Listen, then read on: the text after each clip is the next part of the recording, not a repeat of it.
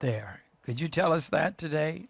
Let's get started. Yeah, yeah. In the last program, we opened up the mystery that linked Jeremiah to the what is happening actually now, and that Jeremiah was given a warning. He was told to warn the people. He was given or he took the potter's vessel, a clay jar, went to the gate and overlooked the valley of Hinnom where the people of Israel were killing their children. And he prophesied there that a judgment was going to come in the same place where the children's blood were shed. The judgment of God will come. And he spoke about, specifically used the word plague, and pestilence was going to be part of that judgment. And when you look at it, he's giving this and he's saying that he's prophesying what's going to come upon Israel in the 19th year since the first shaking, the attack came. Well, we looked at this last time, that this mystery that 19 years from 9/11 comes, the mystery is in the 19th year will come the shaking and will come a plague. And so what's happened, 2020 is the 19th year. And so when he said that prophecy, he said, as he did, he was standing by the potsherd's gate, or the potter's gate. He's holding the potter's jar, and he's speaking over the valley of Hinnom, which is the potter's field. All that's about the potter. And he has this prophecies about the potter. Now, when he says the prophecy, he says this: the judgment's going to come to the place where the children's blood were shed. And when it comes, there's going to be so many people dying that they won't be able to bury them. They won't have room, rather, to bury them. So, and he's speaking this by the potter's field. Okay. When we saw the mystery of New York City, that New York and New York City is the valley of Hinnom of America, the Tophet of America, the place where most of the blood of the children in America has been shed, more than any other place, and the place that introduced abortion on demand throughout the nation. So here you have New York, and we saw that as the ancient mystery, the plague of death came upon New York, struck New York as no other place, New York City. But the prophecy says they will have, so many people will be dying, they won't be able to accommodate them to bury them. What happened? In this plague in New York City, when it came, there were so many people dying, they could not accommodate them. So what they did is they brought trucks into the city for the bodies, and they shipped out the bodies that were unclaimed, and they brought them to an island called Hart Island, and they buried them there in Hart Island. The place where they buried them from New York that they could not accommodate was New York calls Potter's Field. So Potter's Field, the very place that said they will not be able to accommodate them, and he says this at the field of the potter. In the potter, they buried them in Potter's Field. I mean, amazingly precise. That happened, and anybody can look it up. It happened as it was said in the Bible. And so another sign that what is happening to America is a biblical phenomenon. And this is all part of the ancient mystery that is unfolding and now resuming before our eyes. Rabbi, wow. That's shocking. Wow. I mean, you drive me crazy with your preaching, your teaching, because it's so amazing. Mondo has the Potter's Field opened up on his computer because he teaches me as we go along. But New York City is hiring laborers to bury the dead in Hart Island's Potter's Field. The coffins are just butt up side by side. They're not being buried in tombs or graves. They're being buried in trenches in Potter's Field. And you say have they run out of space in Potter's Field, Rabbi? They ran out of space in New York City, and just as it was said, just as in the prophecy. Now remember this, everybody. The prophecy, this is linking up with that, and not saying that Jeremiah is speaking about America, but that the principle of judgment is there. And the prophecy that he's speaking about concerns the judgment that would come upon the place specifically for the sin of killing children in the place of killing children, abortion for America, and it would involve a plague. So you got all that together, and the very place where they buried it, Potter's Field. Why do they call it Potter's Field? It is literally named after the place in the valley of Hinnom that Jeremiah stood over where they killed their children. So, I mean, it's just too mind-boggling. That is shocking. Yes. This book is shocking. It's shocking. But this is what God's judgment is. See, I knew the story that they couldn't bury the dead in New York. Most of you probably didn't even bother listening to the headlines and the stories, but they would rent trucks and put the dead bodies in them until they couldn't bury them. They wouldn't even allow to have funerals a lot of time. Oh, no. People couldn't bury their dead. No. That's in New York City. They were in refrigerated. This is all biblical. Right. This is not made up. This is not a fairy tale. That's why people have got to read the Bible, because that's the only answers today. The only answers is the word of the living God. And if I may just say, as Rabbi is teaching us about Jeremiah and the whole connection, we've been sitting under Rabbi's teaching for years, and it's the template. It's the same pattern. It's like my mom's always told me, you know people by their patterns. And it's so true. It's the template of ancient Israel and the United States of America, which is powerful. But I would suggest to each and every single one of you listening today, besides getting the book and watching and the DVDs and everything, I would suggest that you read Jeremiah. Read the book of Jeremiah. It is pretty mind-blowing. Rabbi, tell us about the balm of Gilead. You know, that it's always been a thing of supposed to be of healing and good rest. Yes. What is about the balm of Gilead that you wrote about?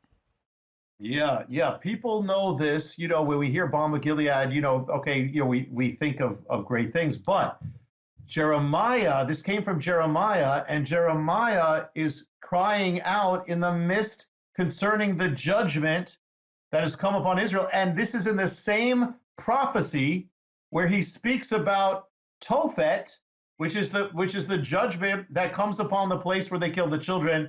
And he also talks about pestilence, when he links to Tophet. So it's one of the few places in the Bible where he's talking about Tophet again, which is where they killed the children, and the judgment that came upon the nation for the killing of the children. So now we've seen all these things. I said in another program, the link between New York and Tophet. It's the Tophet of America. And so that's where the children were killed, most children. That's where abortion spread across the nation. And that's where the plague, fury of the plague centered as no other place. Okay, so we have that. So here Jeremiah cries out in the prophecy, and he says, is there no balm in Gilead? Is there no balm in Gilead? What's that about?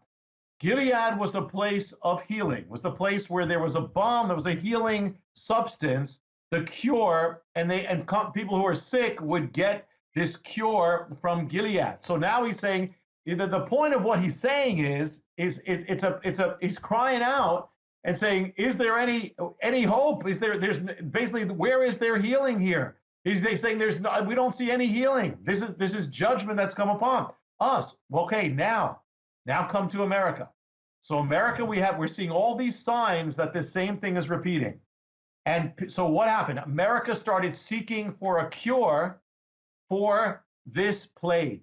So they started seeking all over. Finally, one company came up with what they said was a cure, and it made the news all over America. And in fact, the stock market shot up by 500 points because of this. So America was seeking for the balm of Gilead, and this company came up with this thing. Now, it was a little thing. It did a little bit relative from what I could see. It didn't do a lot, but it was the nearest thing that we're hoping for. America was hoping for a balm of Gilead. It was America's balm. Well, the name of the company that came up with this thing to the corona, at least they were hoping for it. The name of the company is Gilead, the balm of Gilead, as in Jeremiah's prophecy, that has to do with a judgment that has come on a nation for the blood of its children, and it's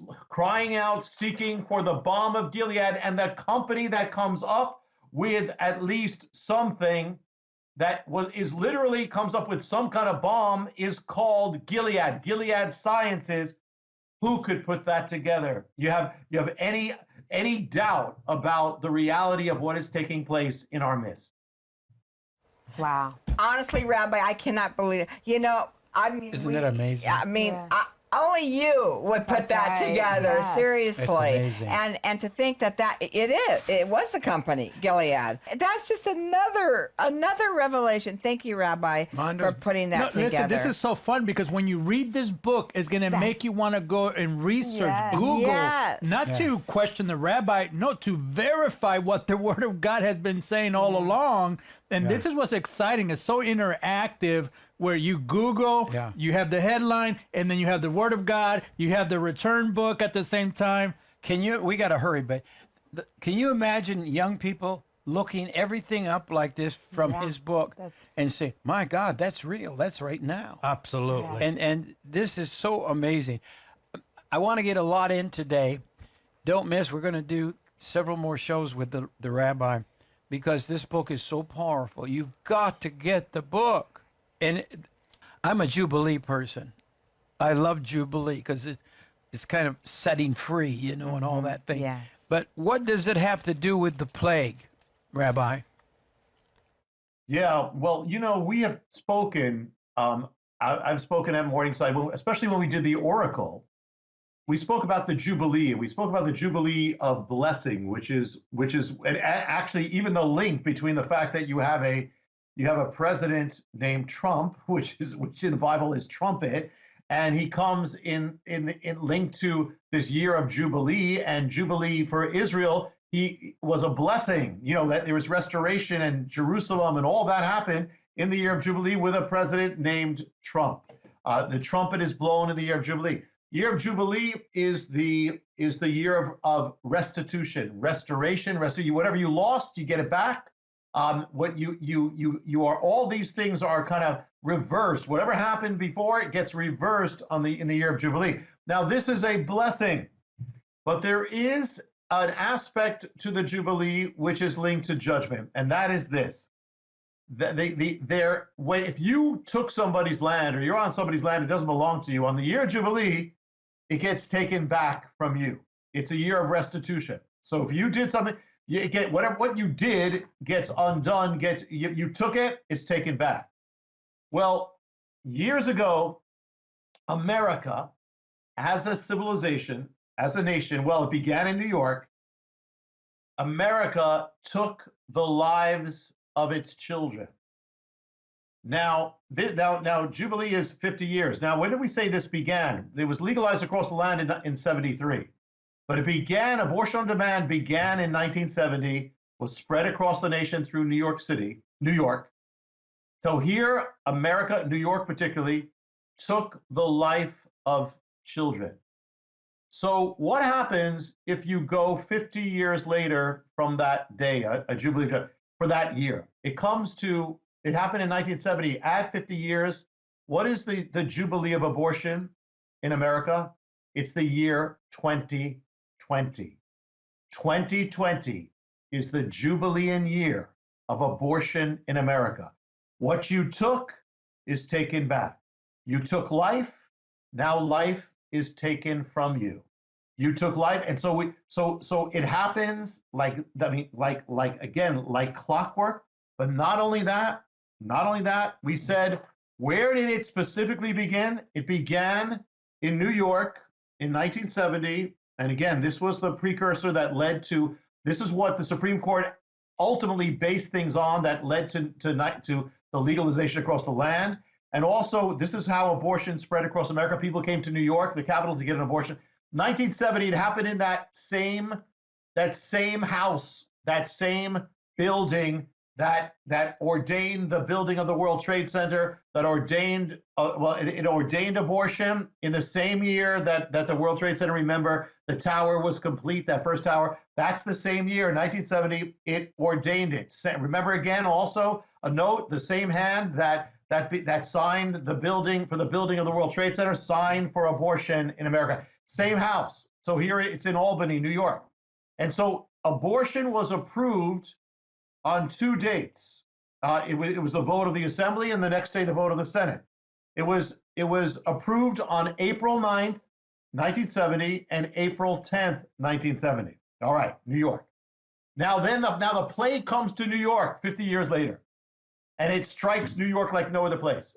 And they studied when is the peak of the plague in New York.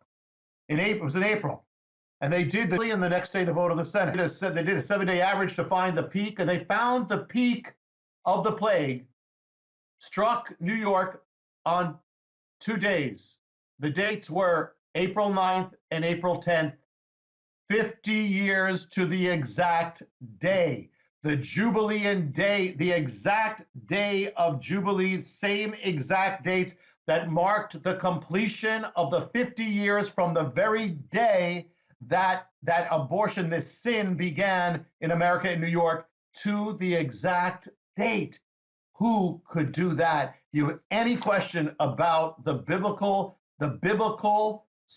place we are in right now, you've got it right there. It could not be any more exact than that. Wow. Powerful. How do you find out these things? I mean, how do you get driven to study? Like, nobody does this that you do. But this just shouts out, God's in the details. Yes. Do you understand why does God put his dates in it? Is that just his signature? Yeah. We've seen this. I mean, we've seen this again and again. And one of the things in the Harbinger too, which we can't get into it, but it actually, if you go by one of the dates there, it's also, you see another thing that pinpointed exactly when 9/11 would take place, to the day, to the year and the day. I mean, years and years before.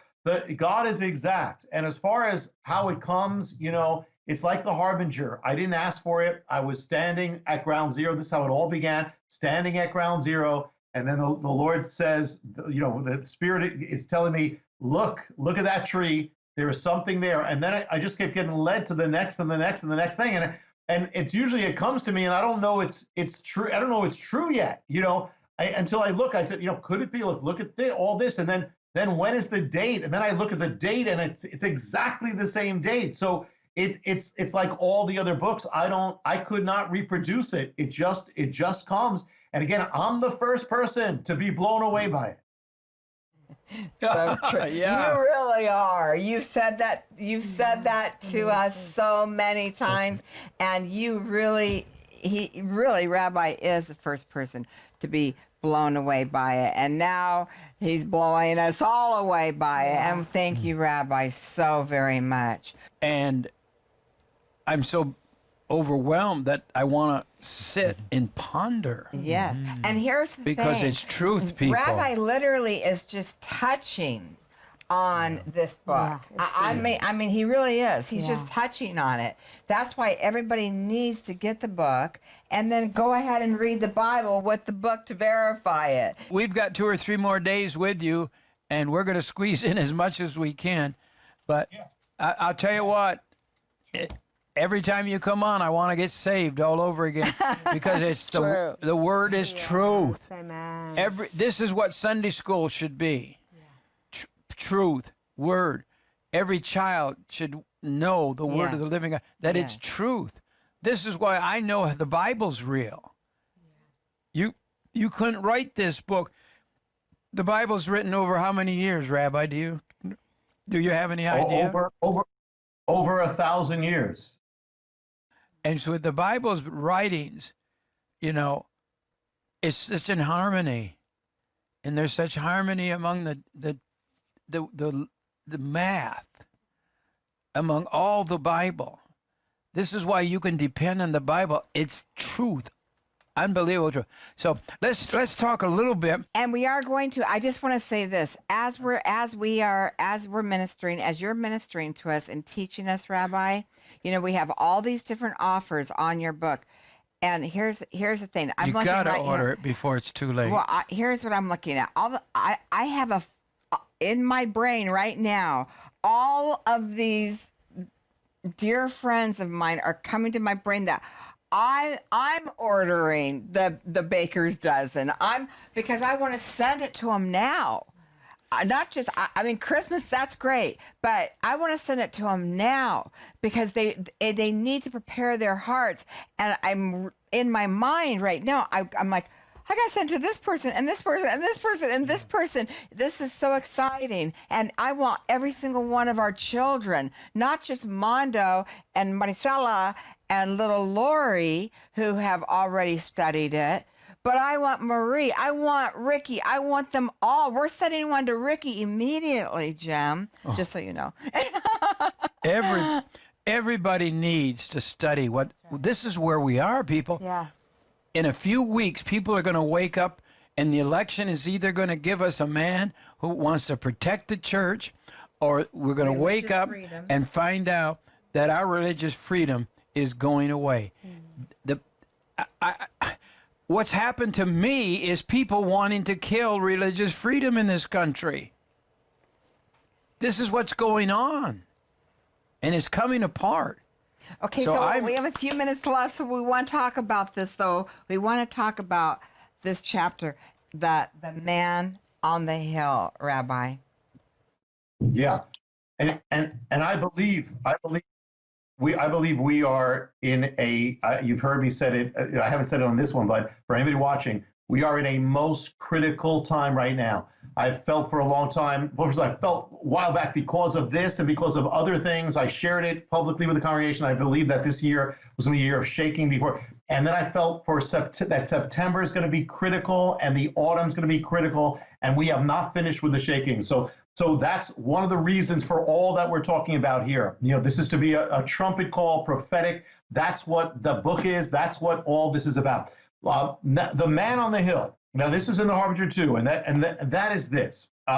First of all, as we, in talking about this, we're coming right now to a very big milestone, and that is that 2020 is also the 400th anniversary of the spiritual birthing of America with the Mayflower. We heard it our whole lives. Well, this is the 400th year, and it's actually going to come in autumn. It's actually we're going through the days of the sailing of the Mayflower is happening, and it's going to go through September. It's actually the return in Washington is going to happen during the days of the sailing, and it's going to culminate in November when you go to the 400. 400 years is significant in the Bible.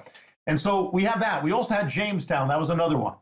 And then the other one was the Massachusetts Bay, which is and the key person is the man we know as John Winthrop.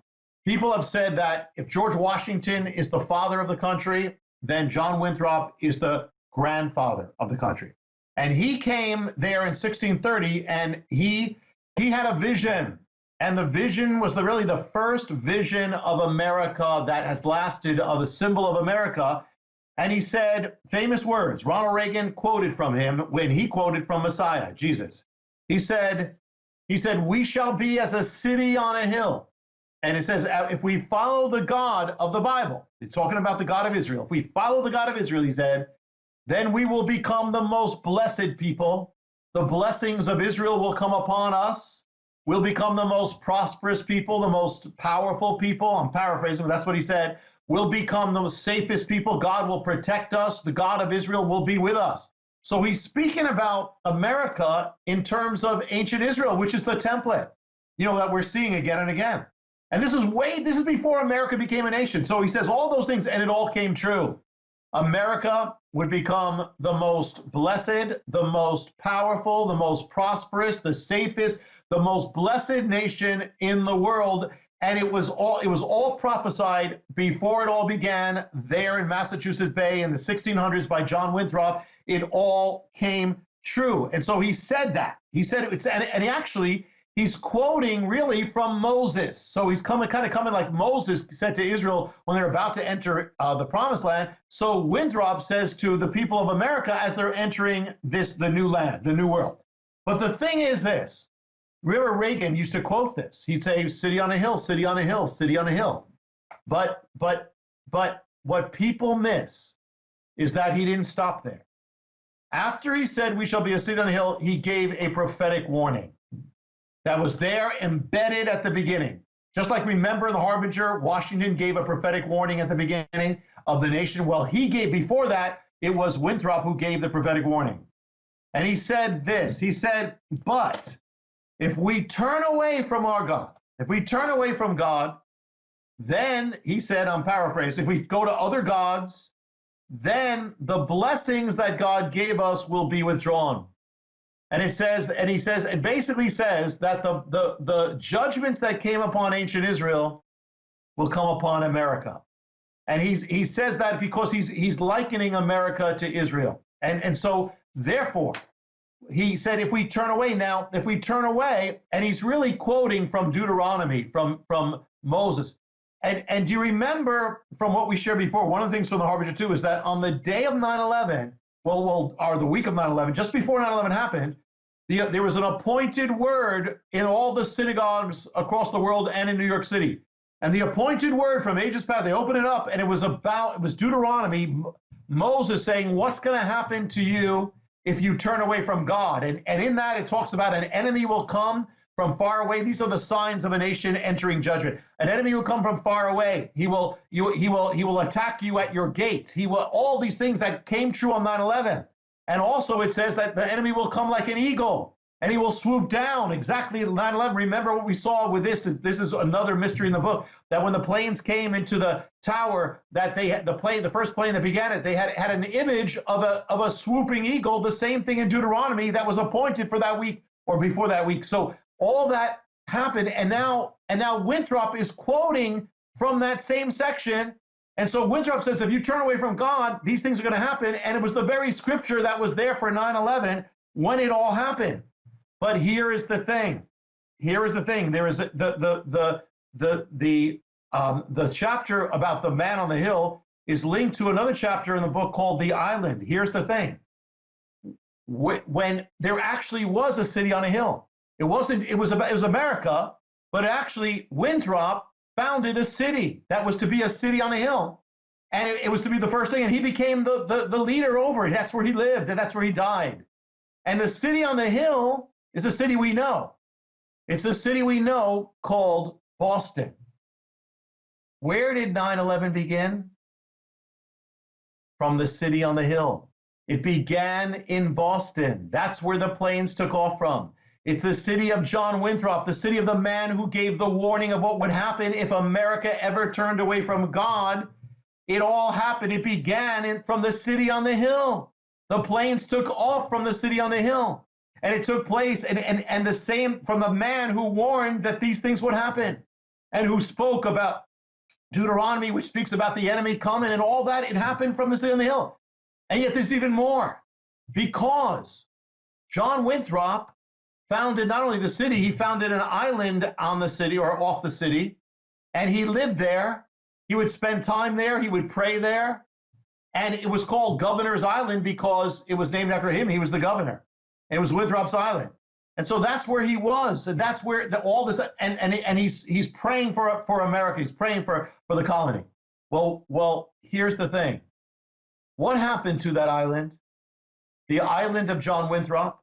The island of John Winthrop became Logan Airport, the very place where the terrorists took off from the island of John Winthrop, who gave the warning. So before even, remember the mystery of the mystery ground, that where America was dedicated on the day that Washington warned what would happen, and they dedicated America to God. It was at ground. It was all came back to ground zero, because that's where America was dedicated to God. But even before Washington was Winthrop, and so before ground zero was this sacred ground. So it all began on the island of John Winthrop. And if you go there today to that airport, you'll see right next to it, there's a town called Winthrop. It all began, everything returns, everything's coming back to the beginning. And God warns the nation. He's bringing us back to our foundation. This is what happens in judgment, warning us and calling us back. Come back, America, return, America, because if you don't, there is no other future but judgment.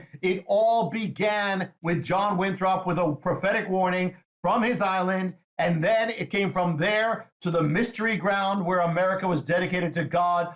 Who could put that together? These are the days, these are biblical times, and these are the days of judgment.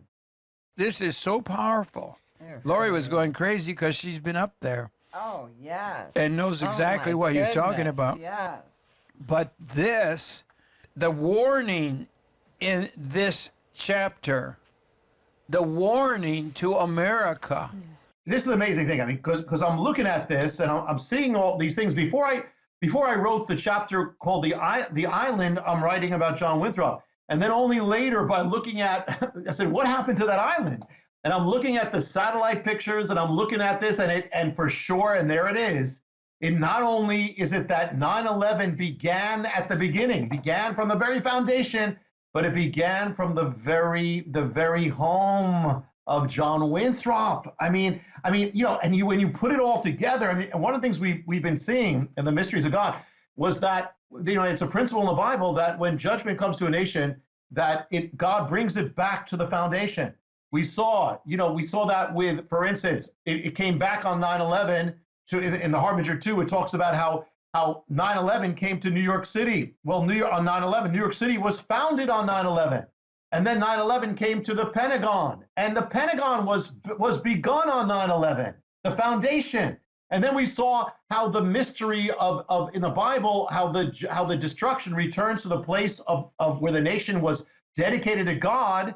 And so America was dedicated to God on its first day at ground zero. It all comes.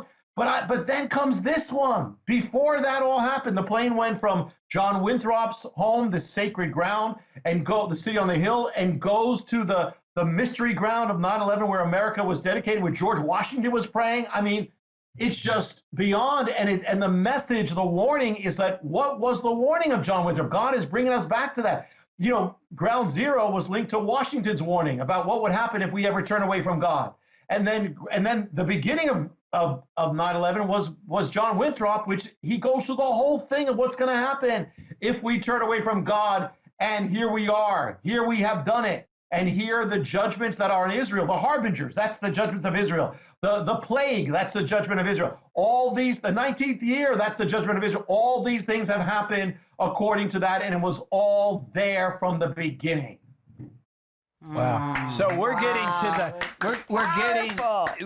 we're getting to where we are. I mean, this is where, and God doesn't change. That's right. And God is teaching us from our very foundation. That's why, these rioters tore George Washington statue down, and they're tearing him down all over the country. Why would they tear down? George Washington warned America to not turn away from God. Isn't that right? Yeah, that's amazing. Amazing. He is the one who said that the smiles of heaven cannot be expected on any nation that turns away, that disregards the rules and order that heaven has ordained.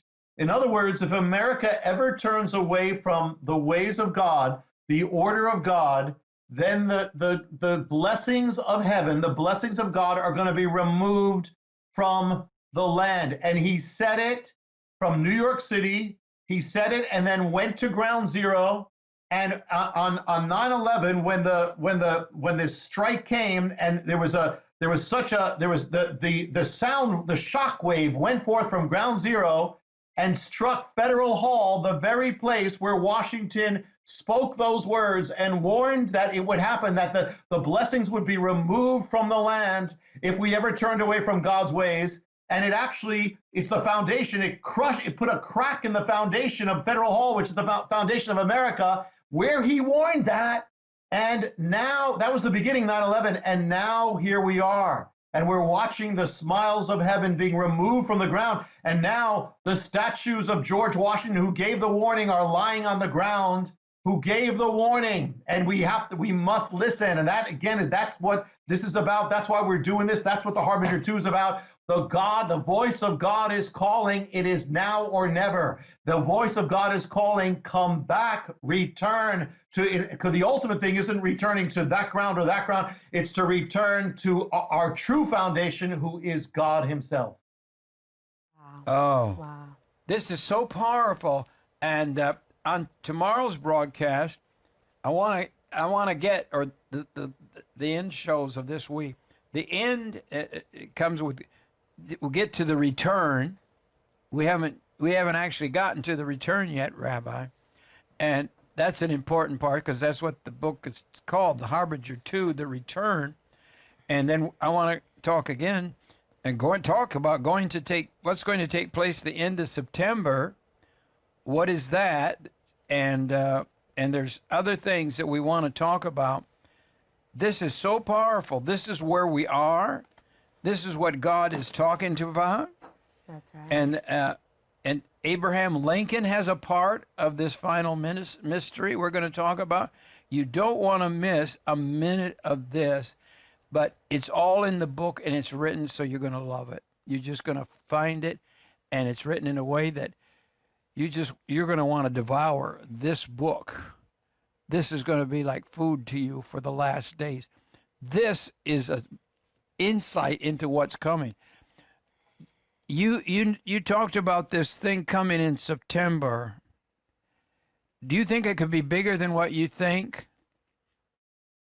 I think that, I don't know what's going to happen with the logistics. There's so much, on one hand, resistance and Washington and quarantine and all this stuff. But that's not the thing. I believe this is going to be a very, very historic, prophetic, and dramatic event that's from God, that has to be. This is the return. This is what God's calling. This is 2 Chronicles, if my people. And if we don't do it now, we may never have the chance to do it again.